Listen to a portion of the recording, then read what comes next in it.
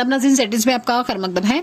BDC chairperson Manjakot Shamshad Begum ने तहसील मंजाकोट की आवाम से अपील की है कि वो पहाड़ियों के धन्यवाद रैली में हिस्सा लें।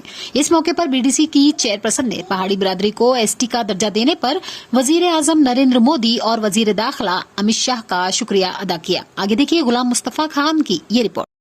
मैं शमशाद बेगम बीडीसी मंजाकोट आप सभी खवातीनों हजरात से मुखातिब हूँ।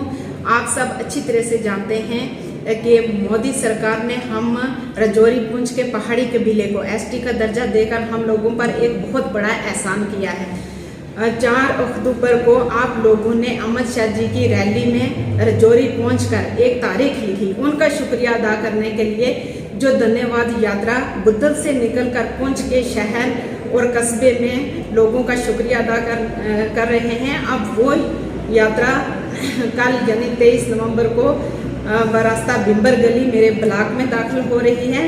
हमने इस रैली का इस्तकबाल भी करना है और बीजेपी सरकार का शुक्रिया भी अदा करना है। इसलिए मैं अपने सभी खवातीनों हजरात से गुजारिश करूंगी कि वो इस रैली का हिस्सा बने।